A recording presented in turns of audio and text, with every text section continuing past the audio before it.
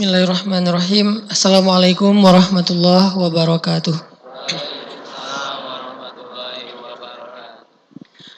Alhamdulillahirabbil alamin hamdan katsiran kama amar. Asyhadu an la ilaha illallah wahdahu la syarikalah wa asyhadu anna Muhammadan abduhu wa rasuluh la nabiyya ba'dah. Allahumma shalli wa sallim wa barik ala sayyidina Muhammadin wa ala alihi wa sahbihi ajmain. Teman-teman yang dirahmati Allah Subhanahu wa taala, alhamdulillah puji syukur kepada Allah atas nikmat untuk kita hari ini. Terutama yang hari ini bisa melaksanakan sholat subuh tepat waktu berjamaah. Kemudian sholat zuhur, sholat asar.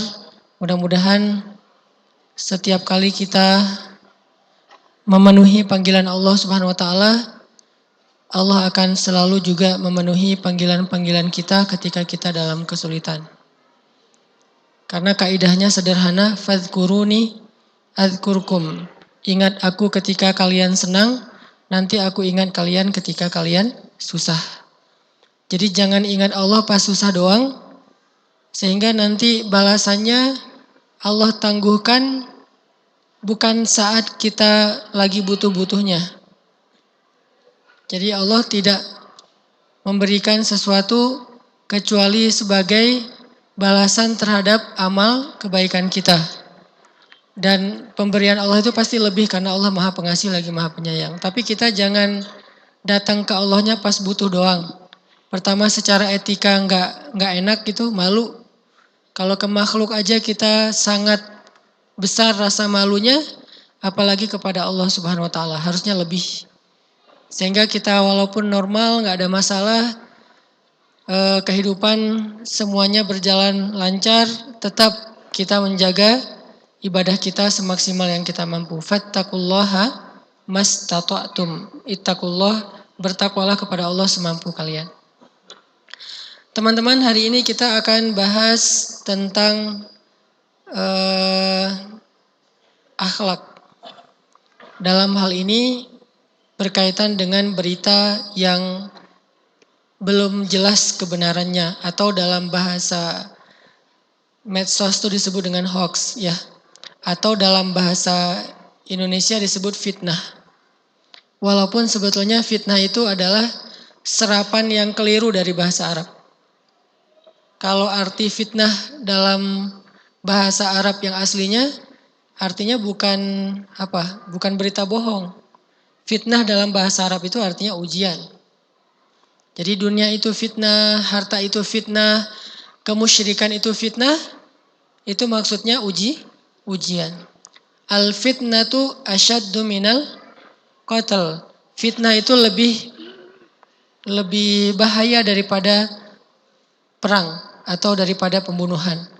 Nah, ini kan udah jadi mainstream tentang kata fitnah di dalam ayat itu diterjemahin menyampaikan berita bohong ya.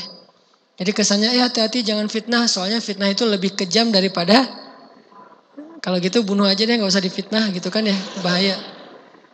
Jadi itu terjemahan yang keliru dan agak cukup lama bertahan dalam persepsi orang Indonesia, karena kita menyerap bahasa Arab keliru. Salah satunya dalam bahasa istilah fitnah. Hoax atau berita bohong dalam bahasa Arab itu kadang disebut dengan istilah buhtan. Kadang disebut dengan istilah buhtan. Kadang disebut dengan istilah ifkun atau ifki. Itu berita bohong. Terus fitnah gak ada hubungan sama sekali dengan berita bohong. Beda banget tuh. Nah, hari ini kita akan bahas tentang berita bohong. Gimana menyikapinya, terus apa dampaknya kepada kita yang menyampaikan, bukan hanya kepada orang yang jadi korban.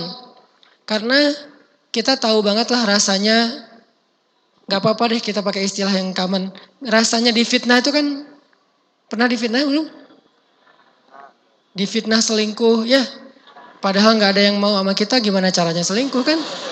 Dan ini fitnah paling kejam nih. Udah sendiri difitnah selingkuh. Mending difitnah udah nikah. Lebih seru kan ya? Mudah-mudahan jadi doa. Tapi kalau difitnah selingkuh, udahlah kita sendiri sering dibully, selingkuh pula. Ini kan gak enak banget nih, difitnah nikung temennya, difitnah nyontek. Malah kan kita nggak nyontek kan ya. Cuman ngelihat teman ngapain sih lo. Difitnah misalnya nyogok, difitnah misalnya ngelakuin hal-hal yang nggak pantas. Kita pasti sering ngerasa difitnah. Terutama fitnah yang sifatnya ngadu domba. Fitnah adu domba ini kayak saudara kembar nih teman-teman. Kadang-kadang kita berpikir saya nggak ngomong bohong loh ya, saya jujur. Kalau kita bohong namanya fitnah atau hoax. Kalau kita jujur ada dua kemungkinannya. Kemungkinan pertama gibah, kemungkinan kedua adalah namimah, mengadu domba. Nah kita bakalan bahas tentang etika, moral, akhlak tentang masalah kayak gini. Terutama yang ada kaitannya dengan sosial media. Karena kita sekarang hidup di era sosial media yang luar biasa. Semua orang bisa ikut komen, semua orang bisa bikin heboh, semua orang bisa bikin viral. Kalau dulu yang bisa bikin viral cuman media, televisi. Kalau sekarang setiap orang yang punya handphone bisa bikin viral, bisa bikin kehebohan. Nah bagaimana cara kita menyikapi fenomena-fenomena hoax dan segala macam yang sebagiannya justru merugikan kita sebagai umat Islam. Merugikan kita sebagai penuntut ilmu. Dan yang lebih menyakitkan lagi adalah merugikan beberapa orang yang kita sayangi di antara para ulama. Nah ini kita coba belajar, ini masuk dalam bab akhlak ya, dalam bab moral. Tapi dalam Islam teman-teman ketika kita ngomong apa aja, pasti ada hubungannya dengan iman. Ngomongin ibadah hubungannya dengan iman, ngomongin moral atau akhlak juga hubungannya dengan iman. Sampai ngomongin main aja ada hubungannya dengan iman. Main ada hubungannya dengan iman. Kita have fun, seru-seruan, itu ada hubungannya dengan iman. Apa hubungannya? Saya nggak mau lihat dari angle larangan ya, karena saya nggak suka dilarang main. Saya pengen ngelihat dari angle bolehnya main. Tapi hubungannya dengan iman. Salah satunya berburu. Kalau dalam bahasa hadis itu memanah. Tapi kalau dalam konteks sekarang, sebagian ulama menerjemahkannya berburu. Apa hubungan antara hobi berburu, nembak, dengan iman? Salah satunya adalah iman kepada surga, kepada akhirat. Bahwa Nabi SAW bersabda, satu anak panah itu akan membuat 3 orang laki-laki masuk surga. Satu peluru, 3 orang masuk surga. Satu peluru. Yang pertama yang bikin pelurunya atau yang bikin anak panahnya. Yang kedua yang nembak. Yang ketiga yang bawain anak panah. Kalau di sniper tuh asistennya yang ngukurin angin, jarak segala macam. Apa sih istilahnya tuh? 3 orang masuk surga dengan satu peluru, satu anak panah. Dan itu hubungannya dengan akhirat, hubungannya dengan iman bil ghaib. Ini menunjukkan Islam itu sebuah konsep yang utuh, tidak bisa diparsialkan. Oh ini mah gak ada hubungannya dengan agama. Ada. Semua tentang kehidupan kita nih, ini penting banget mindset basic dalam Islam ya. Semua hal tentang hidup kita itu ada hubungannya dengan agama. Jadi gak bisa dipisahin. Ngopi ada hubungannya dengan agama. Apalagi kopi dibikin sama istri, itu banyak banget hadis-hadisnya.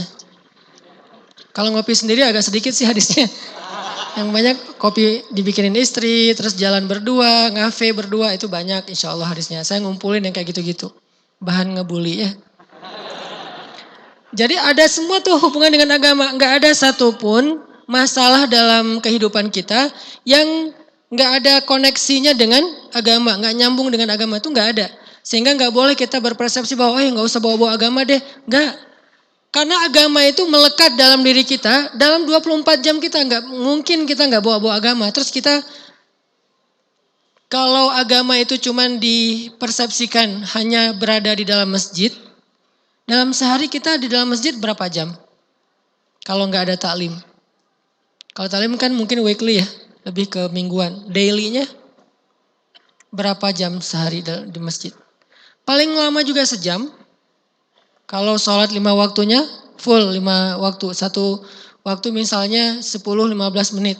Berarti paling lama sehari sejam. Kalau agama itu cuman identik dengan ketika berada di dalam masjid, sholat, taklim, berarti 23 jam lagi kita nggak mau beragama gitu. Kan nggak kayak gitu. Karena al-Islam manhajul hayah. Islam itu the way of life. Yang namanya life itu bukan cuman masjid. Life itu ada 24 jam, dibagi 60 menit, dibagi 60 detik, dan itu semuanya adalah life. Dan itu semuanya ada hubungannya dengan agama. Jadi kalau ada orang yang pengen memisahkan satu urusan hidup dengan agama, berarti dia sudah memilah-milah hukum Allah, memilah-milah Al-Quran. Yu'minuna bi ba'dil kitab wa yakfuruna bi ba'd. Mereka beriman dengan sebagian Alkitab dan mengingkari sebagian yang lain. Gak boleh kayak gitu. Udkhulu fis silmi kafah. Masuklah kepada Islam itu secara utuh. Kalau gitu politik ada hubungannya dengan agama, Ustadz? Coba jawab. Bukan hanya ada, harus gitu. Sehingga gak boleh ada istilah, Ustadz gak boleh ngomong politik di dalam masjid. Seolah-olah politik itu beda dengan agama. Jadi gak boleh ceramah dengan konten politik. Ini pasti parsial banget pemahaman agamanya. Bukankah Islam itu adalah the way of life? Dan politik itu bagian dari realitas kehidupan. Kehidupan pribadi, kehidupan masyarakat, kehidupan berbangsa. Dagang ada hubungannya dengan agama? Banget. Apalagi status ada hubungannya dengan agama? Wah gak usah ditanya. Banyak banget ayatnya. Saya lagi malas aja nyebutin satu persatu, kasihan. Apalagi tuh, main, gak usah politik dan dagang ya. Main aja ada hubungannya dengan agama. Yang mungkin cuman fun, cuman seru-seruan, cuman asik, cuman ketawa-ketawa, cuman nongkrong bareng teman-teman. Tapi ternyata semua itu juga ada hubungannya dengan agama. Main aja ada hubungannya loh. Dan agama itu bukan pengen ngatur ya. Masa kalau ada hubungannya dengan agama berarti main juga mau diatur-atur sama agama. Bukan, agama itu bukan cuman aturan. Agama itu bukan cuman aturan.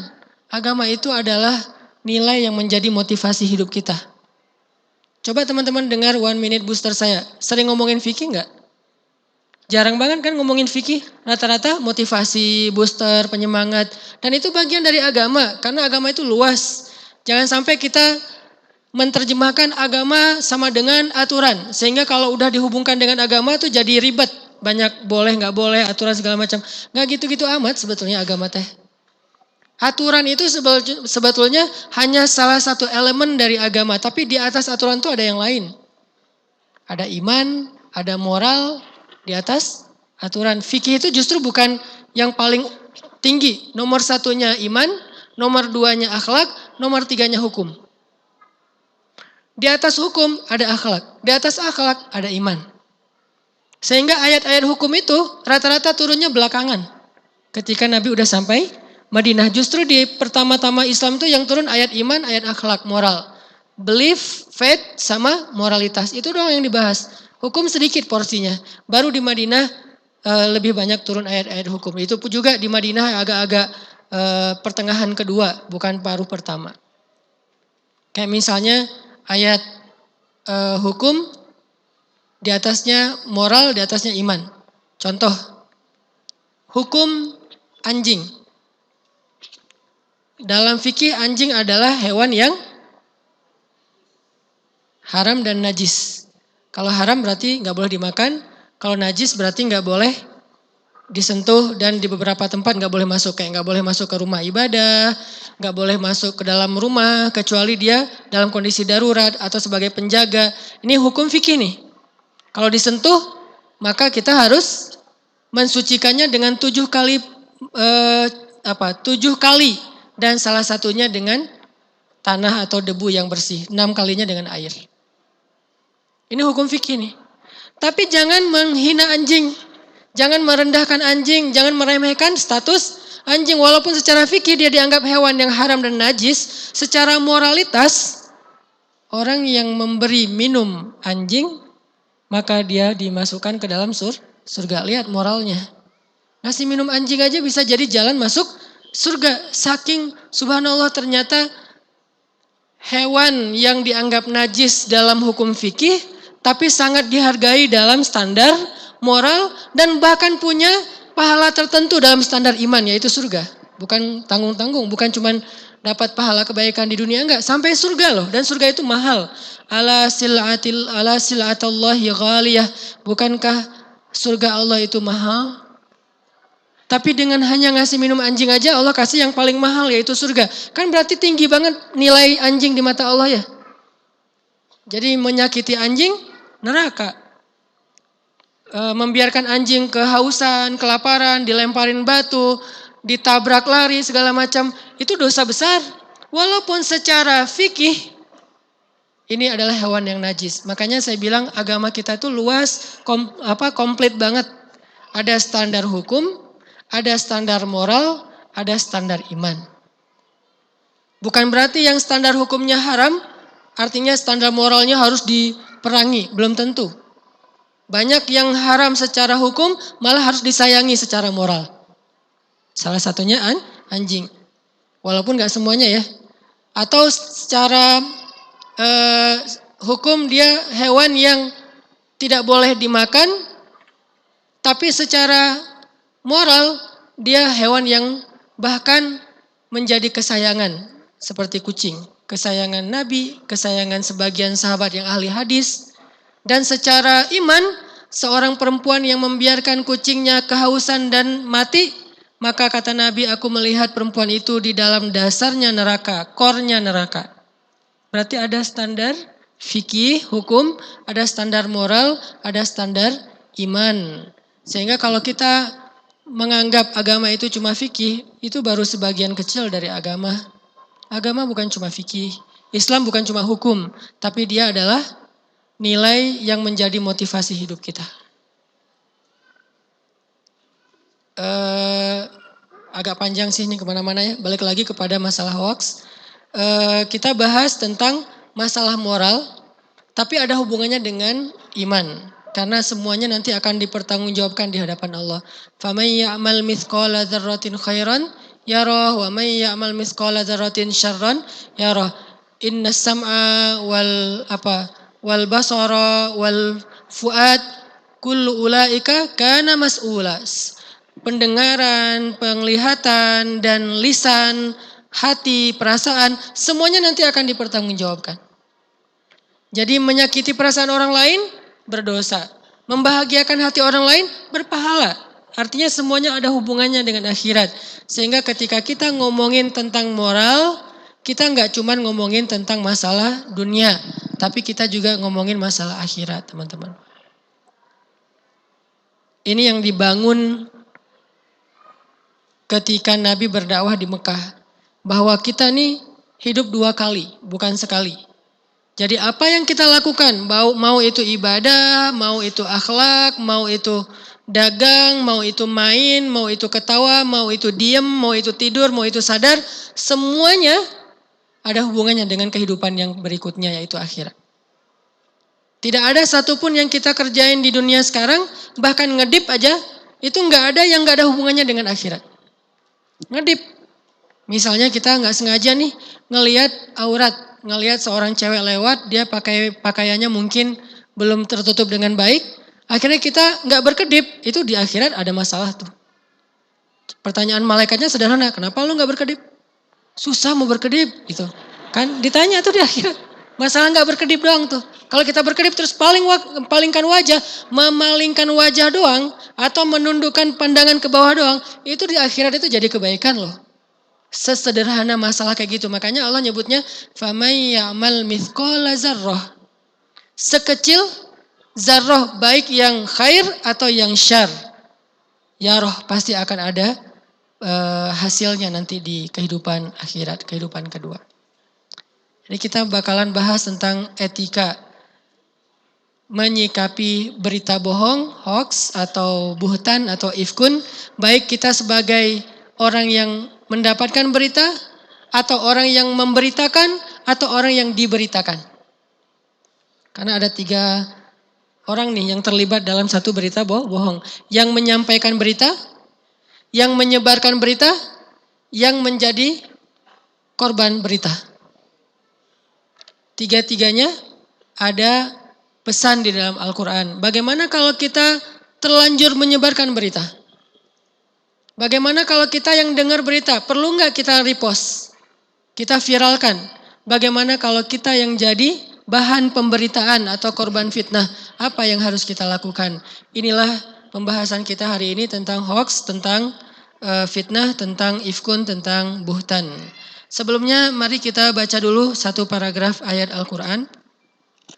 Atau maaf mungkin karena waktu kita terbatas. Saya yang baca, teman-teman menyimak ya. Coba buka surat An-Nur, surat 24 ayat 11. Surat An-Nur, surat 24 ayat 11.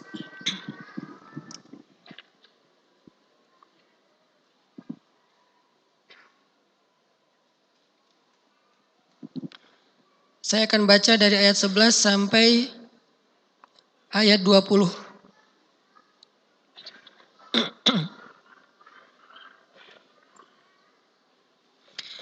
A'udzu billahi minasy syaithanir rajim.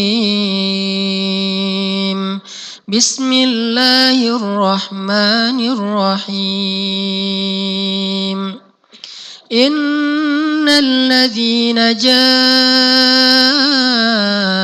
bil ifki usbatum minkum la tahsabuhu syarran lakum bal huwa khairul lakum likulli imri'in minhum maktasaba minal itsm والذي تولى كبره منهم له عذاب عظيم لولا إذ سمعتموه ظن المؤمنون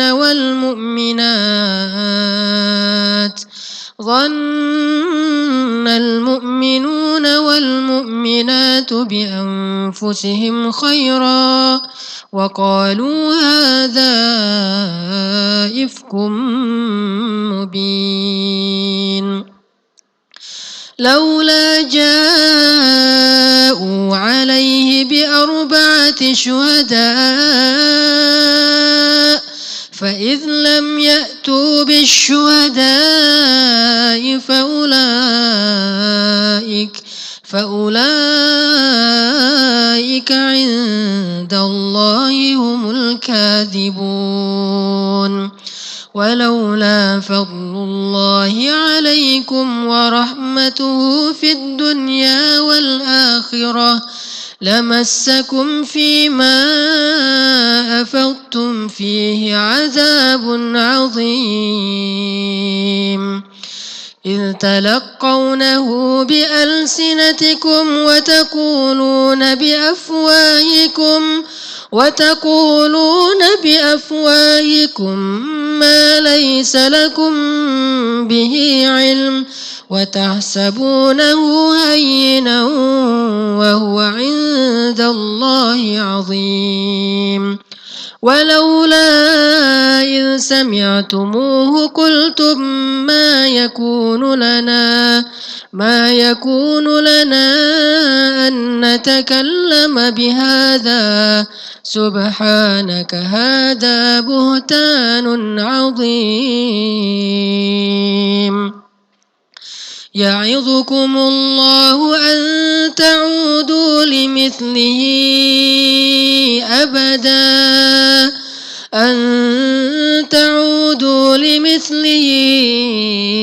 أبدا إن كنتم مؤمنين ويبين الله لكم الآيات والله عليم حكيم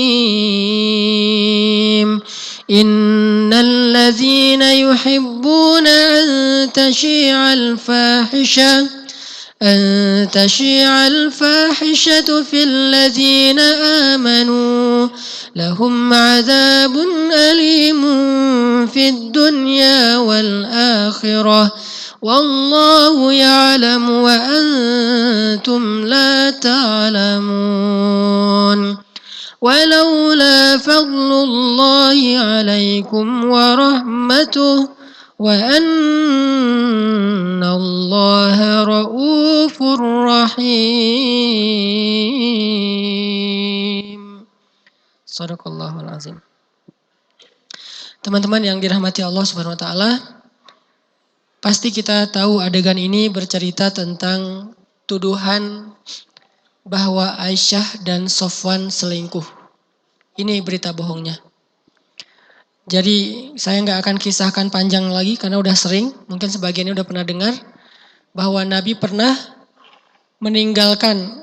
bukan meninggalkan mungkin ya, nggak sengaja meninggalkan Aisyah di sebuah perjalanan. Karena nggak ketahuan Aisyah keluar dari tandunya, Nabi melanjutkan perjalanan, ketinggalanlah Aisyah di rest area. Ketinggalan nih. Dan rest areanya tuh jauh. Mungkin kalau sekarang tuh kita dari Surabaya pengen ke Bandung, Aisyah ketinggalan di Cirebon. Atau ketinggalan di Brebes. Lumayan jauh kan? Masih 4-5 jam lagi ke sini. Nah, kenapa ketinggalan? Nanti cek lagi di banyak cerita-cerita tentang tafsir Hadisul Ifki judul kata kuncinya. Kalau mau googling atau mau nyari Hadisul Ifki. Saya udah sering nyeritain. Nabi pulang nih. Aisyah ketinggalan di sebuah rest area. Nabi biasanya kalau lagi touring kayak gitu suka nyuruh seorang sahabat sebagai tim penyisir. Siapa tahu ada yang helm jatuh, ada apa segala macam gitu kan ya. Nah dia nyisir nih. Yang nyisir tugasnya apa? Sofwan bin Mu'attal. Sofwan ini kebenaran adalah jomblo favorit di Madinah. Dia masih single, keren, muda, kece banget. Dan termasuk yang idola cewek-cewek Madinah gitu. Jadi cewek-cewek Madinah tuh banyak yang baper tentang Sofwan. Makanya kalau Sofwan udah live Instagram tuh udah banyak banget viewernya tuh banyak banget. Karena Sofwan tuh keren secara fisiknya. Good looking lah orangnya. Sofwan lagi nyisir di belakang. Pas lagi nyisir di sebuah rest area ternyata nemu sesosok cewek lagi ketiduran di batu. Duduk tapi bersandar ke batu tidur. Maka akhirnya Sofwan pun memberi tumpangan onta untuk Aisyah, cewek yang tadi tidur. Dengan cara nggak boncengan. Sofwan narik tali kekang onta di depan, jalan kaki, sedangkan Aisyah naik ke atas ontanya Sofwan. Jadi mereka tuh nggak boncengan sama sekali.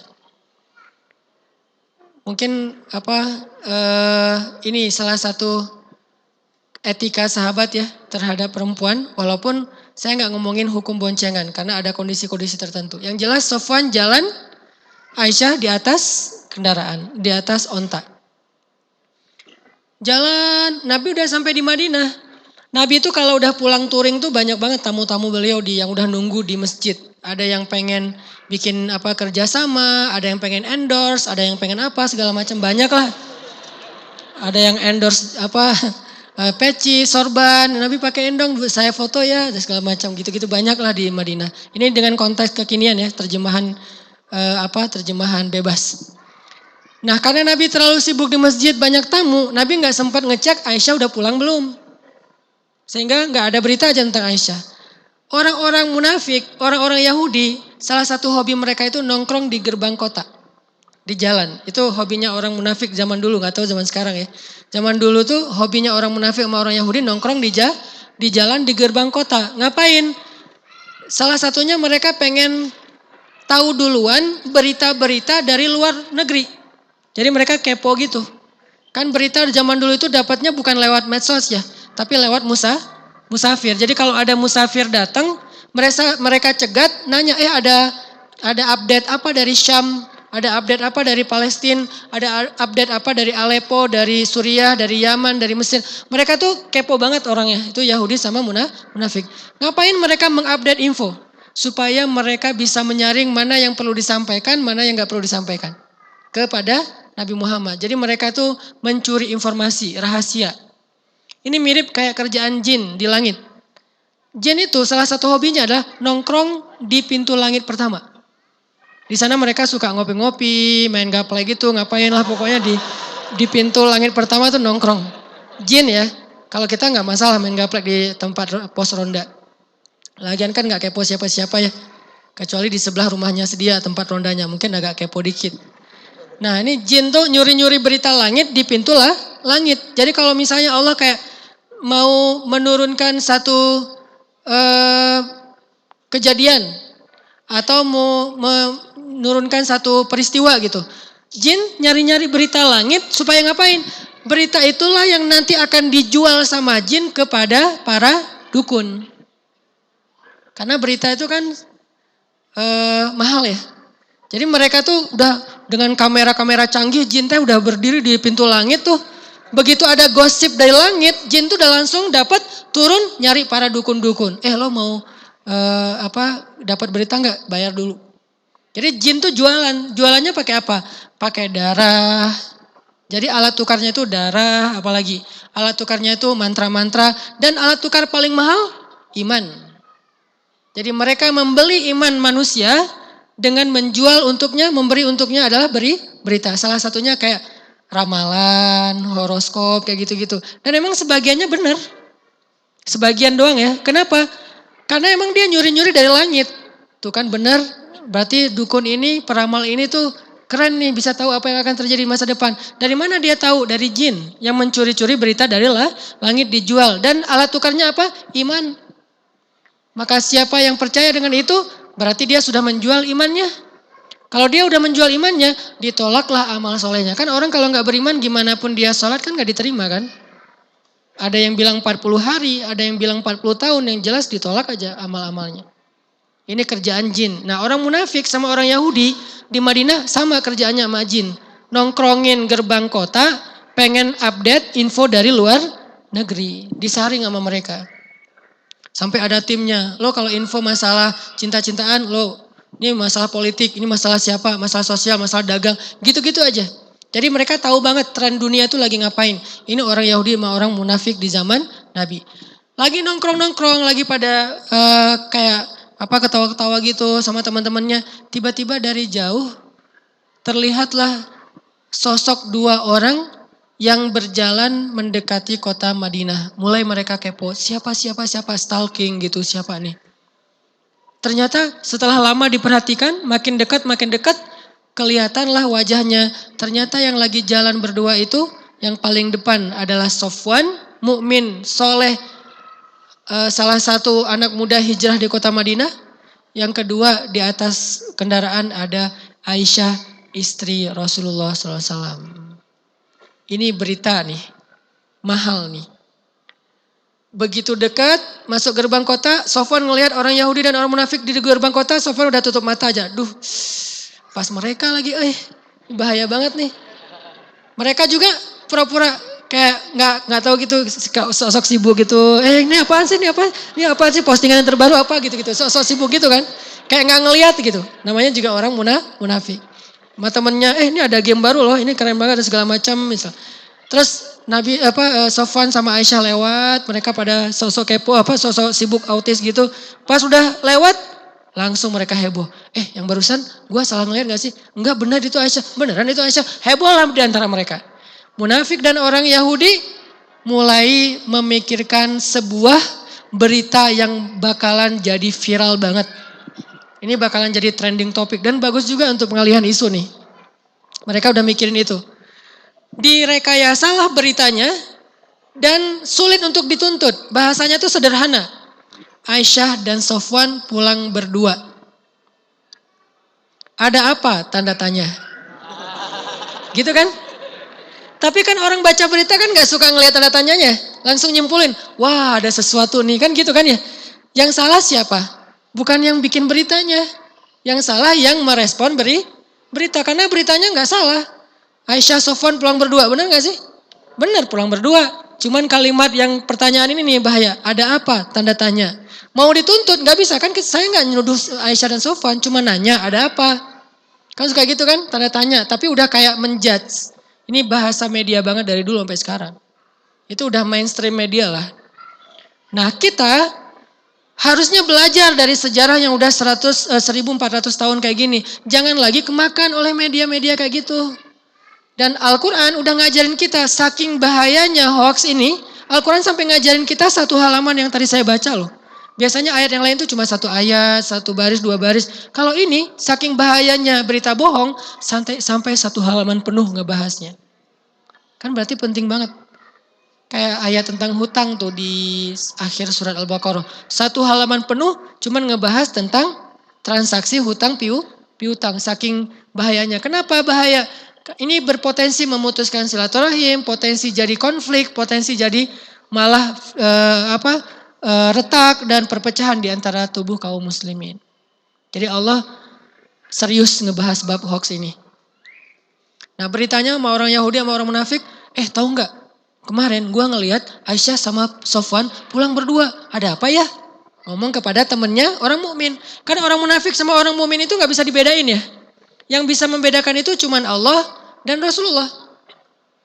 Orang mukmin sendiri nggak ada yang tahu kalau ini munafik, kalau ini mukmin nggak ada yang tahu. Di antara orang mukmin yang tahu siapa aja list orang munafik cuma satu orang. Cuma satu orang sahabat yang tahu siapa orang munafik di zaman Nabi. Namanya Huzaifah. Cuman dia doang yang tahu. Dan itu pun rahasia dari Rasulullah. Kata Rasul jangan bilang-bilang siapa-siapa ya. Siap ya Rasulullah. Itu munafik, itu munafik, itu munafik. Nih saya kasih tahu nih akun-akun orang munafik. Add apa. Jadi udah di list sama Nabi tuh. List orang-orang munafik. Dimasukinlah ke dalam grup. Grup WA gitu. Namanya grup munafikun. Nah jadi siapa yang masuk dalam grup itu udah dikasih tahu sama Nabi kepada siapa? Huzaifah, tapi rahasia adminnya Huzaifah. Orang lain gak boleh tahu. Umar gak tahu, Abu Bakar gak tahu, yang senior-senior aja gak tahu. Siapa munafikun. Sehingga ketika zaman Umar jadi khalifah, Umar sempat khawatir, ya aduh gimana ya kalau saya termasuk di dalam list itu gitu. Akhirnya Umar datang kepada Huzaifah. Huzaifah, boleh nanya sesuatu gak? Apaan ya Amirul Mukminin? Boleh banget. Kata Umar, Huzaifah itu kan penjaga rahasia Nabi. Boleh gak satu aja saya penasaran.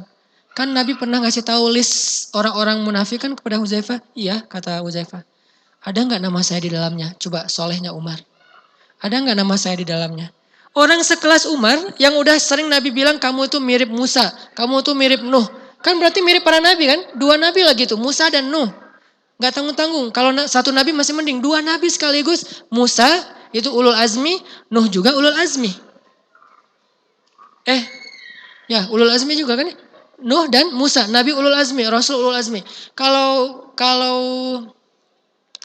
Abu Bakar tuh Isa dan Ibrahim, dua-duanya juga ulul azmi. Jadi dua sahabat ini dipermisalkan oleh Nabi, kayak dimirip-miripin sama Nabi itu kepada dua Nabi yang lain. Jadi sekelas Umar, yang kata Nabi itu seandainya ada Nabi setelah saya, kamulah orangnya wahai Umar, tapi tidak ada Nabi setelah saya.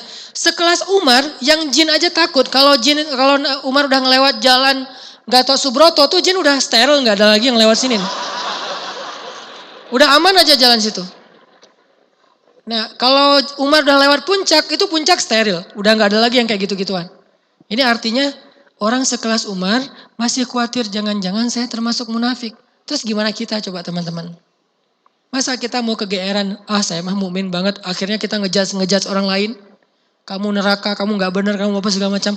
Sedangkan Umar aja masih khawatir tentang dirinya. Apalagi kita coba yang gak ada apa-apanya dibandingkan Umar. Jadi Umar tuh gak sibuk menjudge orang lain, sibuk ngejudge diri sendiri ke orang lain. Dia kayak nasihat, oke. Ngasih tahu, oke. Tapi gak menjudge sama sekali. Kalau ke dirinya, dia menjudge. Jangan-jangan saya munafik nih. Nanya kepada Huzaifah, saya termasuk orang munafik enggak? Huzaifah tersenyum karena yang nanyanya orang yang sangat istimewa dan penting banget untuk dijawab. Akhirnya Huzaifah menjawab, enggak wahai Umar, tidak ada namamu di antara list orang munafik. Umar langsung takbir, Allahu Akbar, Alhamdulillah gitu. Coba Masya Allah. Kalau kita kan, Huzaifah, ada enggak nama si Fulan di situ? Si Fulan. Nama kita enggak nanya. Kegeeran banget kan ya? Kata Huzaifah kalau hidup di zaman kita, terus lu gak nanya nama lu sendiri? Ya gak mungkin lah Huzaifah, masa termasuk munafik sih? Halo gitu kan ya. Ini zaman sekarang nih, kalau Umar gak. Dia gak peduli dengan orang lain. Baru dia nanya lagi setelah dia aman, dia nanya, Huzaifah boleh nanya lagi gak? Apa? Masih kepo nih Umar. Saya punya banyak pejabat. Umar itu kan orangnya disiplin banget dengan pejabatnya. Makanya pejabat Umar itu paling gak enak jadi pejabat Umar. Kalau jadi pejabat Utsman toleran. Kalau jadi pejabat Umar, wah susah. Semuanya gak boleh. Ketat banget seleksi pejabatnya Umar. Makanya Umar nanya kepada Huzaifah, di antara pejabat-pejabat saya, gubernur, bupati, RW, RT, camat, kepala desa, segala macam, menteri, ada munafikun gak? Kata Huzaifah ada satu. Siapa? rahasia dari Nabi. Saya nggak akan kasih tahu. Tapi ini penting wahai Huzaifah. Tapi Nabi suruh dia merahasiakan. Kalau seandainya boleh, Nabi sendiri udah membongkar dari zaman beliau. Kenapa Nabi merahasiakan daftar orang munafik? Karena ini biar jadi rahasia Allah dan Nabi saja. Sehingga nggak boleh di zaman sekarang kita menuduh orang munafik itu nggak boleh. Tapi mengatakan perbuatan munafik boleh. Menuduh orangnya munafik nggak boleh. Ini perbuatannya munafik nih. Ini perbuatannya nggak benar nih, boleh. Tapi orangnya munafik nggak boleh. Karena Nabi aja tidak menjelaskan siapa daftar orang munafik di zaman beliau, padahal udah jelas ada daftarnya. Untuk apa? Biar nggak jadi kekacauan di dalam tubuh kaum muslimin. Ada satu orang kata Huzaifah, Umar kepo, siapa? Stalking satu-satu, ada nggak nih postingannya yang aneh-aneh gitu? Nggak ada. Akhirnya caranya gimana? Kalau ada pejabat Umar bin Khattab yang meninggal dunia, Umar nggak bakalan datang mensolati dia kecuali ngelihat Huzaifah datang mensolati dia. Jadi kalau ada yang meninggal pejabat nih, misalnya ada bupati meninggal, Umar langsung datang ke rumahnya tapi nggak mau sholatin, nunggu dulu. Huzaifah udah datang belum? Belum, ya udah jangan disolatin dulu, tunggu Huzaifah. Kalau Huzaifahnya datang mensolati, baru mereka ikut mensolati. Kalau Huzaifahnya nggak datang berarti dia munafik, maka mereka nggak akan mensolatinya. Ini cara Umar ngepoin orang munafik. Cuman ya nggak bisa dipraktekin sekarang. Udah nggak ada Huzaifah. Saya tunggu aja kalau Ustadz belum datang saya nggak mau nyolatin. Kan belum tentu dia munafik kan ya. Bisa jadi Ustadznya nggak datang karena emang nggak dikasih tahu kalau ada yang meninggal. Jadi kita tunggu aja berhari-hari nggak akan ada yang datang. Maksudnya teman-teman orang munafik ini nggak ketahuan. Jadi dengan orang mukmin itu ngeblend. Kayak temenan, sahabatan. Padahal yang satu mukmin sejati, yang satu munafik. Nah yang munafik bilang, gue kemarin ngelihat Aisyah sama Sofwan pulang berdua, ada apa ya? Oh ya begitu? Ya. Dan gue pernah dengar berita, katanya dari dulu tuh Sofwan emang senang sama Aisyah, pengen nikahin Aisyah, cuman udah terlanjur jadi istri Nabi. Oh gitu banget, ya kayaknya nih ada sesuatu nih. Ya udah yuk kita tanya-tanya. Informasinya berkembang, sampai akhirnya berubah drastis 180 derajat bahwa Aisyah dengan Sofwan selingkuh. Yang bilang Aisyah Sofwan selingkuh siapa? Bukan orang munafik, bukan orang Yahudi, orang mukmin sendiri. Gara-gara apa? Repost, tapi captionnya ganti. Tadi postingan pertamanya Aisyah Sofwan pulang berdua, ada apa? Tanda tanya. Di repost. Ya ternyata repost lagi. Wah bahaya nih, repost lagi. Akhirnya lama-lama infonya nambah. Jadilah postingan yang paling viral itu adalah yang captionnya paling panjang. Memang sih saya juga pernah dengar dulu Aisyah tuh kayak gini panjang gitu. Inilah yang viral. Bukan berita yang pertama yang viral, yang ini nih yang viral. Makanya coba teman-teman perhatikan di ayat 11 Allah bilang innalladzina ja'u bil ifki usbatum minkum. Sesungguhnya yang menyebarkan berita bohong itu adalah golongan kalian sendiri. Artinya sesama orang mukmin. Bukan orang munafik yang nyebarin berita bohong. Bukan orang Yahudi yang nyebarin berita bohong. Kalian yang nyebarin. Mereka cuman bikin satu berita pertama terus kalian yang nge-repost. Jadi ayat yang kita baca tadi satu halaman bukan ayat tentang orang yang memfitnah. Tapi ayat tentang orang yang menyebarkan fitnah. Kalau yang memfitnah gak usah dibahas lagi, udah jelas. Nanti ada di surat Al-Munafikun, surat At-Taubah, banyak surat tentang mereka. Tapi justru yang Allah bahas di surat An-Nur, orang yang nge-repost fitnah. Orang yang ikut menyebarkan berita yang belum jelas kebenarannya.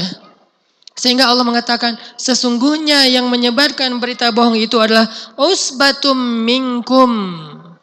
Itu adalah sebagian dari golongan kalian, bukan orang lain.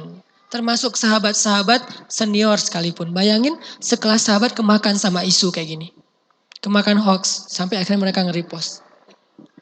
Kelasnya sahabat loh. Yang udah ketemu Nabi, belajar langsung ke Nabi. Ibadah malamnya udah di atas rata-rata. Yang kalau sholat itu ada yang satu malam cuma berdiri aja sepanjang malam. Kenapa? Karena bacaannya panjang banget. Ada yang sujud aja karena doanya panjang banget. Kita gak kayak gitu-gitu amat. Apalagi kita. Sekelas mereka yang ahli ibadah bisa nge-repost berita bohong. Makanya harus sangat hati-hati.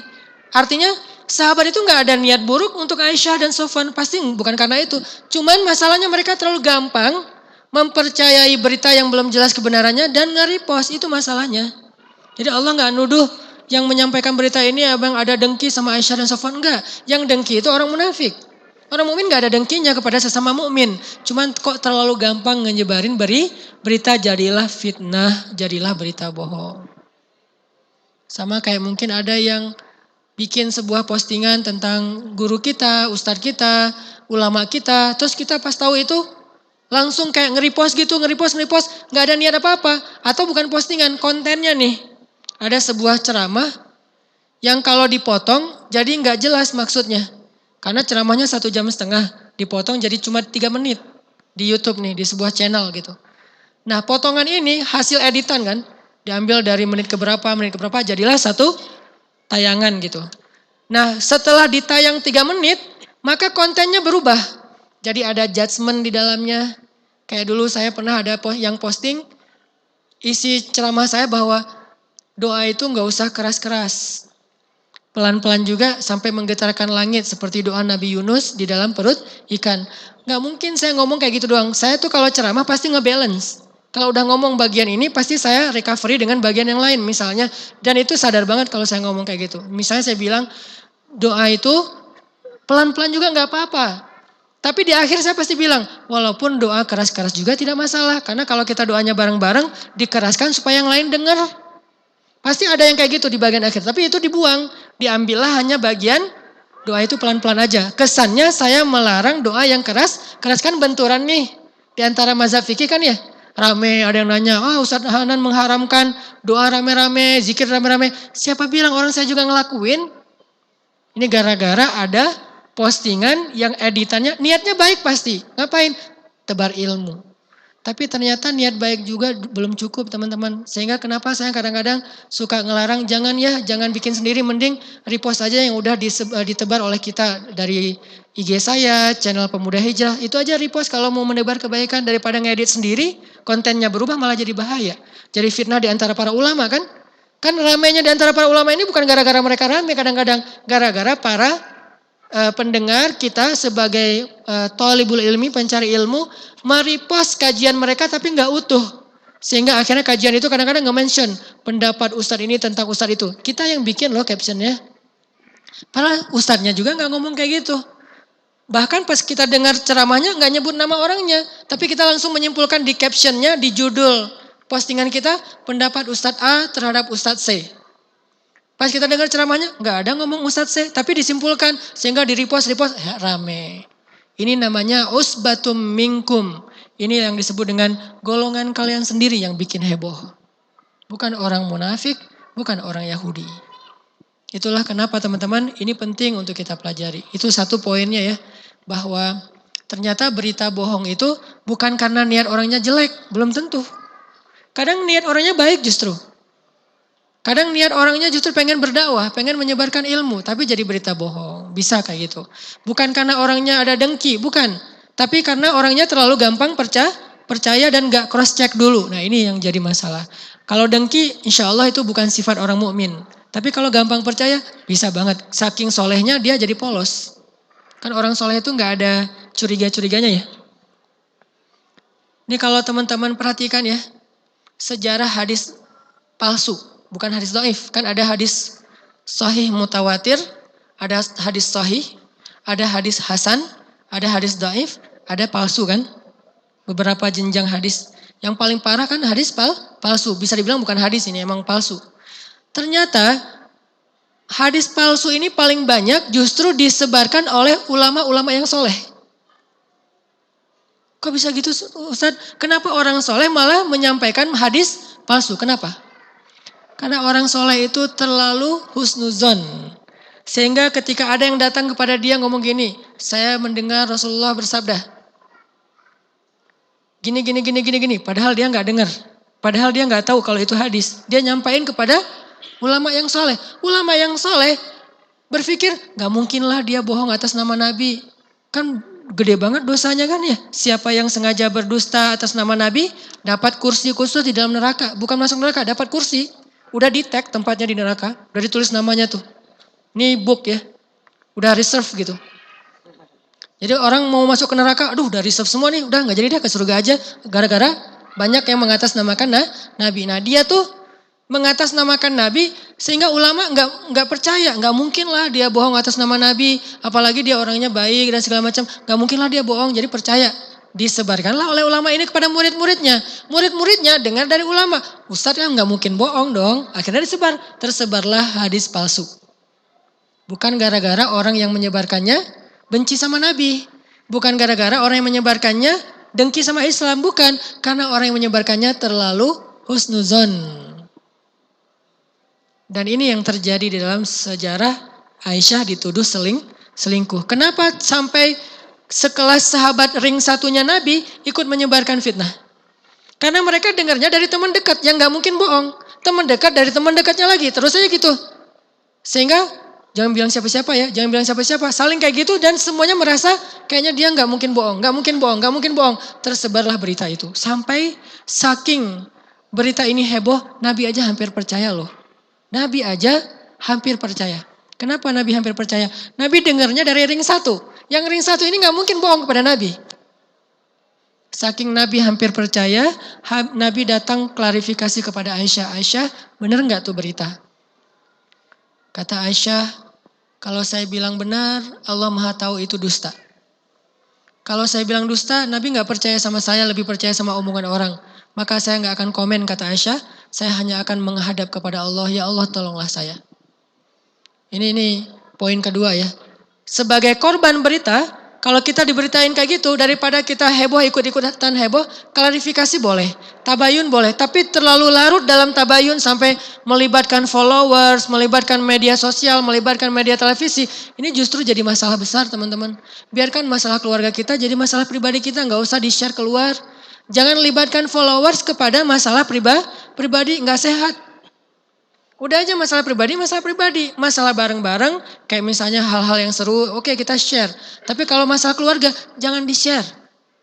Jangan libatkan sosial dalam masalah keluarga kita. Karena mereka nggak semua harus tahu. Kok gitu banget sih Ustadz, eksklusif, sombong. Ini bukan bab eksklusif, ini adalah aurah. Aurat itu dalam Islam bukan cuma tubuh teman-teman. Maaf ya, pakaian dalam itu aurat. Terutama buat cewek. Makanya jemuran segala macam itu dalam Islam sebetulnya diatur. Enggak mentang-mentang kita udah menutup aurat terus pakaian dalam kita di mana-mana kelihatan. Kenapa kalau traveling? Kan karena saya sering traveling itu tahulah SOP traveling itu ada kayak beauty case kalau buat cewek. Terus ada case khusus buat pakaian dalam kan. Biar apa? Kalau ada pemeriksaan di airport segala macam dibuka atas kita enggak. Atau kita kayaknya ada ketinggalan harus masukin barang, buka, masa keluar semua kan gak enak tuh ngelihatnya. Apalagi yang ngelihat laki-laki kan pingsan, kasihan kan ya. Mending ditutupin pakai resleting. Jadi kayak tertata rapi gitu. Kalau saya traveling tuh dibikin rapi banget tuh. Pas orang buka, wis udah rapi, tutup lagi. Kan enak nyari-nyari barangnya tuh. Ada orang pas dibuka, isinya aurat semua. Justru yang aurat ditaruh paling atas kan bahaya nih. Masih mending kalau ditaruh di bawah, kemudian kadang-kadang kebuka, nggak sengaja-sengaja lagi nyari-nyari barang kelihatan. Ini udah aurat ditaruh di atas, pas kebuka langsung berjatuhan. Ini nggak bagus. Ternyata aurat itu bukan cuman badan, pakaian dalam itu aurat, termasuk aib keluarga itu aurat. Aib keluarga itu aurat. Jadi nggak boleh aib keluarga kita itu dilihat orang lain. Ini bukan masalah kita orangnya terbuka, humble dengan followers, bukan. Jadi nggak boleh melibatkan followers dalam urusan keluarga. Karena mereka akan menjudge, menyimpulkan secara subjektif dan gak tahu masalah yang sebenarnya. Jadilah heboh. Dan ketika dicium oleh beberapa media, diberitakan lebih heboh lagi dengan persepsi mereka. Jadilah berita dan mereka menghasilkan plus menambah fitnah di antara kaum muslimin. Dan kita gak usah di-repost. Kayak kemarin misalnya ada berita heboh tentang siapa gitu kan ya. Di antara selebgram. Heboh di media. Kita gak usah repost. Ustadz saya cuma nge-share ke teman saya doang. Kalau di Instagram kan bisa nge-share gitu kan ya. Nge-share ke teman saya. Nih sekarang mereka ternyata udah mulai masuk ke pengadilan. Di-share. Gak usah. Diamin aja. Ustadz saya cuma pengen ngasih contoh. Supaya kita jangan kayak dia. Ke calon saya. Gak usah. Diamin aja. Kalau perlu kita gak usah komen ngebelain dia. Kan kadang banyak haters kan. Ada yang pro ini, ada yang pro itu. Kita nggak usah ikut komen. Kenapa? Makin kita komen, berita itu makin viral. Makin kita komen, berita itu makin seru. Justru ketika kita diamin, berarti kita sedang berusaha untuk membiarkan berita itu hilang dengan cepat. Itu sikap saya terhadap gosip-gosip yang ada di sosmed. Saya kalau ada gosip tentang teman saya, murid saya, saudara saya, guru saya di sosmed. Dan banyak sekarang kan ada yang saya kenal beberapa teman-teman yang selebgram dan dia dai kayak gitu-gitu. Ada berita tentang dia, keluarganya. Saya nggak mau komen sama sekali. Bayangin kalau saya komen di dalam postingan dia, ada yang haters terus saya klarifikasi, kamu jangan gitu sama dia itu kayak gini-gini. Kalau saya komen makin heboh, jadilah berita itu nggak pernah selesai. Terus berminggu-minggu. Karena saya diamin, teman-teman diamin, kita diamin, berita itu jadi nggak laku, maka hilang sendiri. Itu cara kita menyelesaikan berita bohong. Bukan justru di komen. Biarkan yang bersangkutan aja komen sebagai tabayun sederhana, sisanya diamin. Jangan di repost. Termasuk kayak misalnya ada film-film yang kayaknya secara moral nggak bagus. Jangan diplesetin. Ketika kita plesetin, malah kita mempopulerkan adegan-adegannya. Misalnya ada film dengan kata-kata yang kayak gimana gitu kan ya. Kita plesetin versi syariat. Buat apa coba? Nggak usah, biarin aja. Nanti makin lama orang jadi nggak heboh, udah aja hilang. Muncul lagi tren baru. Indonesia tuh kan trennya cepat banget berubah-ubah ya. Batu akik, telolet, segala macam kan dulu tuh cepat banget tuh. Tren di Indonesia tuh keren banget lah pokoknya. Indonesia tuh menurut saya mirip Mesir loh. Malaysia itu mirip Arab Saudi. Tenang, anteng-anteng aja. Kalau Indonesia, Mesir banget lah. Tren itu dalam sehari bisa sampai berubah 3 kali. Saking hebohnya. Dan bahasanya gaul banget. Bahasa Arab yang paling gaul itu bahasa Mesir.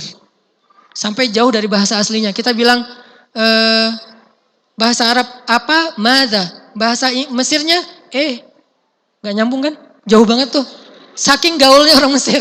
Sampai orang Mesir kalau ngomong, walaupun kita udah belajar di Gontor, gak ngerti mereka ngomong apa. Ustadz kan udah belajar di Gontor, bahasa Arabnya udah lancar. Tapi ini bukan bahasa Arab, bahasa slang. Saking gaulnya. Indonesia tuh gitu banget tuh. Bahasa gaulnya udah gak nyambung lagi dengan bahasa baku yang di kamus. Sampai kemarin saya posting GR, banyak yang nanya GR itu apa? Gak ngerti GR itu apa, karena orang Malaysia kan gak ngerti GR ya. Saya juga bingung GR apa ya bahasa Malaysia ya. Akhirnya ternyata ada yang ngasih tahu itu apa? Perasaan ternyata. Perasaan bahasa Indonesia meras. Beda lagi itu. Ini artinya tren itu banyak banget di Indonesia. Kalau kita ikut nge-repost, ikut nge-komen, akhirnya minimal nge-like aja, berarti kita membiarkan tren itu bertahan lama. Kalau dia negatif, berarti kita membiarkan kemungkaran bertahan lama. Jangan di komen. Apalagi di repost, nge-like aja jangan. Kalau view kadang-kadang kepo gitu, view aja udah cukup view doang. Tapi jangan di like. Tapi Ustadz ada haters, gak usah di komen, biarin aja. Lama-lama dia hilang sendiri. Ini teman-teman, jadi usbatum minkum, kalimat di ayat 11 tuh, berita bohong itu ternyata yang nyebarin adalah kalian sendiri. Kedua, coba perhatiin ayat 15. إِذْ تَلَقَّوْنَهُ بِأَلْسِنَتِكُمْ وَتَقُولُونَ بِأَفْوَاهِكُمْ مَا لَيْسَ لَكُمْ بِهِ عِلْمٌ. Ketika kalian saling menyebarkan berita itu dengan lisan kalian. Kenapa Allah ngomongnya dari mulut ke mulut? Ini jadi peribahasa Indonesia. Alsinah, dari mulut ke mulut. Kenapa? Karena beritanya gak disaring dulu dengan pikiran dan hati. Langsung aja dari mulut sampaiin lagi. Gak mikir, ini benar gak ya? Gak ngerasa gimana kalau saya jadi korban berita ini. Ini maksudnya. Menyebarkan berita tanpa merasa, tanpa mikir. Nah kita sebagai mukmin berpikirlah, benar gak sih ini? Terus ngerasainlah kalau kita jadi bahan berita itu nyaman gak sih? Kalau kita gak nyaman jangan sebarkan berita orang lain. Karena perlakukan orang lain seperti kita ingin diperlakukan. Terus kalimat berikutnya. وَتَحْسَبُونَهُ هَيِّنًا وَهُوَ عِندَ اللَّهِ عَظِيمٌ. Kalian nganggap berita ini hayyin, sepele. وَهُوَ عِندَ اللَّهِ عَظِيمٌ. Padahal berita ini di sisi Allah azim, dosa yang sangat besar. Kan sepele banget kan, cuma repost doang. Kan sepele banget kan, cuma ngomong doang. Kan sepele banget kan, cuma menyampaikan doang. Tapi di sisi Allah azim, dosa besar loh. Kalau itu hoax, itu jadi dosa besar. Apa dosa besarnya? Dosa besarnya pertama, kita memfitnah orang lain. Yang kedua, kita menyebarkan kekacauan di dalam tubuh kaum muslimin. Memfitnah aja udah cukup besar dosanya. Apa dosa fitnah? Dosa dia ditransfer ke kita, pahala kita ditransfer ke dia. Mau gitu? Udahlah pahala kita sedikit, ditransfer ke orang pula. Dosa dia banyak, dikasih ke kita. Masuklah kita ke dalam neraka gara-gara dosa orang lain. Masuklah dia ke dalam surga gara-gara soleh dan amal ibadah kita. Fitnah, ringan mengucapkannya, tapi besar efeknya di sisi Allah Subhanahu wa taala. Wa tahsabunahu hayyinan wa huwa 'indallahi 'azim. Bukan kabir, bukan penting, bukan muhim, tapi azim. Azim ini artinya gede banget loh. Sampai Allah aja marah banget ketika ada orang yang menyebarkan berita bohong. Jadi poin ketiga, jangan ngeremehin hoax, jangan ngeremehin berita bohong. Jangan ngeremehin walaupun cuma sekedar repost. Jangan ngeremehin walaupun sekedar broadcast. Kayak kemarin ada berita bohong tentang grup WA atas nama saya. Heboh kan? Grup WA atas nama grup Hanan Ataki. Kapan saya bikin grup WA? Akhirnya di dalamnya tuh niat yang adminnya bagus, pengen nyebarin dakwah. Tapi atuh jangan pakai nama saya, nanti kalau ada apa-apa saya yang jadi harus tanggung jawab. Kayak ada konten yang gak sesuai, belum lagi na'udzubillah kalau sampai dimanfaatkan untuk kepentingan orang-orang tertentu. Kan udah banyak korbannya tuh. Di Cirebon kemarin korban 7 juta, di daerah Sulawesi 12 juta. Kenapa? Ngundang ustadz minta ditransfer, acara udah siap ustadznya gak datang. Terus nge-DM saya, Ustaz kok belum datang? Datang kemana? Acara kita nih jamaah udah pada ngamuk-ngamuk. Kenapa ngamuk? Kan saya gak dikasih tahu ada acara. Karena saya gak tahu. Yang diundang bukan Ustaz. Yang diundang hoax tadi itu. Admin sebuah akun yang gak benar. Yang memanfaatkan nama-nama beberapa Ustaz untuk kepentingan dia. Kan undangan Ustaz banyak banget sekarang. Berseliweran. Dia pakai kesempatan nih, oportunis gitu. Kirim dulu ya transfer buat transportasi. Oh siap Ustadz, orang kan husnuzan sama Ustadz ya. Transfer aja rekeningnya, walaupun namanya beda, dia mungkin Ustadz pakai nama adminnya, manajernya, udah transfer aja. Udah transfer, ditelepon, bener diangkat. Kalau nggak diangkat masih curiga, diangkat. Halo Ustadz, udah transfer, oh ya makasih, jazakumullah khair. Pakai bahasa-bahasa aktivis, jazakumullah khair, semoga Allah membalas kebaikan, doa-doain. Oh ya Masya Allah Ustadz. Tapi by the way Ustadz suaranya agak berubah. Ya nih saya lagi pilek cenah. Coba, udah digituin aja gak curiga. Akhirnya banyaklah yang berjatuhan korban. Untuk itulah saya agak sedikit bawel orang yang mengatasnamakan saya untuk hal kayak gini. Karena kasihan kalau jadi ada yang tambah korban. Ini namanya menganggap sepele, menganggap hal ini biasa aja. Azim di sisi Allah itu besar, bahaya. Terus yang keempat.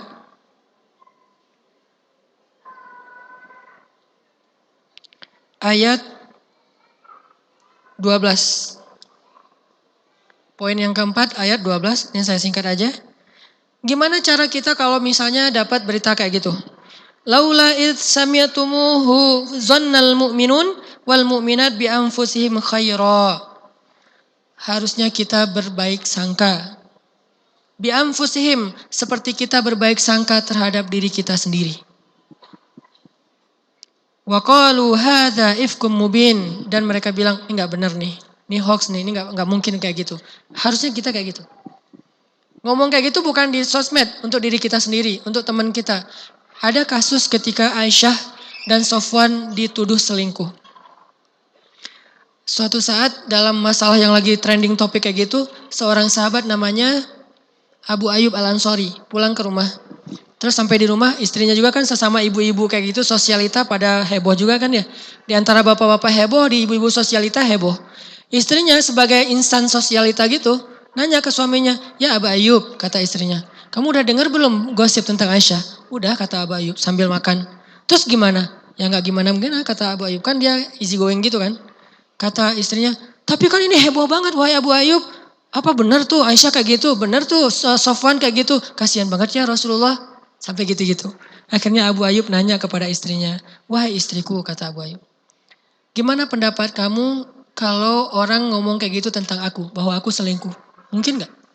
Kata istrinya, ya aku gak akan percaya sih, soalnya kamu suami yang setia, soleh, gak mungkin melakukan itu. Kata Abu Ayyub. Terus gimana kalau ada yang menyampaikan berita gitu tentang kamu, bahwa kamu tuh selingkuh? Mungkin gak? Nauzubillah, ya gak mungkin lah, kamu macam-macam aja sih tentang aku, kamu memang percaya? Enggak. Ya gak mungkin aku selingkuh, kan aku takut sama Allah, kata istri Abu Ayyub. Apa kata Abu Ayyub? Wahai istriku, Sofwan itu lebih soleh dari aku. Kalau aku aja kamu bilang gak mungkin, apalagi Sofwan. Aisyah itu lebih soleha dari kamu. Kalau kamu aja gak mungkin, apalagi Aisyah. Ini cara paling hebat, paling bijak menyikapi berita. Kalau kita ngerasa kita aja nggak mungkin, apalagi orang itu. Makanya Allah mengatakan dengan bahasa bi'amfusihim, berbaik sangka kepada diri sendiri. Maksudnya kayak gimana kita berbaik sangka ke diri sendiri, harusnya kayak gitu juga kita ke orang lain. Kayak misalnya ada yang nuduh bahwa kita itu nyuri uang, ada yang nuduh teman kita nyuri uang, terus kita bilang, ya nggak mungkin, kalau belum terbukti jangan percaya, sampai terbukti. Dan yang membuktikan itu adalah orang yang punya kepentingan dalam hal itu. Kita, enggak lah, karena saya juga nggak akan ngelakuin itu, berarti dia lebih soleh dari saya juga nggak bakalan kayak gitu. Ada orang misalnya kita lihat lewat berdua atau boncengan sama siapa gitu. Terus curiga, wah kemarin dia ternyata boncengan sama cewek. Siapa tahu cewek itu adalah kakaknya, adiknya, istrinya, anaknya gitu kan ya. Atau siapa, gak mungkin mantannya lah. Masa mantan masih boncengan kan gak mungkin banget ya. Nah bisa juga mantannya yang udah halal gitu kan ya. Jadi jangan langsung percaya karena saya juga kalau jadi dia gak bakalan mau kayak gitu. Maka insya Allah dia yang lebih soleh dari saya gak bakalan kayak gitu. Berbaik sangkalah kepada orang lain seperti kita berbaik sangka kepada diri sendiri. Yang terakhir yang kelima, kalau kita jadi korban jadilah seperti Aisyah. Minta kepada Allah, curhat kepada Allah. Ketika kita curhat kepada manusia, Allah gak akan terlibat. Ketika kita curhat kepada Allah, mungkin manusia nggak terlibat. Tapi keterlibatan Allah itu jauh lebih baik daripada keterlibatan manusia. 5 itu poin tentang hoax teman-teman. Pertama, ternyata berita bohong itu kadang-kadang tersebar di antara orang yang beriman. Yang udah hijrah, yang rajin taklim, bahkan ulama sekalipun. Kenapa? Terlalu polos. Terlalu gampang nge-repost. Kedua, apa tadi teh? Ya gitulah pokoknya 5. Udah dicatat kan? Kalau enggak ntar tinggal ditayangin lagi di YouTube. Mudah-mudahan ini bermanfaat. Maaf udah maghrib. Mudah-mudahan kita bisa mengambil ini sebagai sebuah landasan kita dalam bersikap. Bukan sekedar wawasan. Barakallahu li walakum. Wassalamualaikum warahmatullahi wabarakatuh.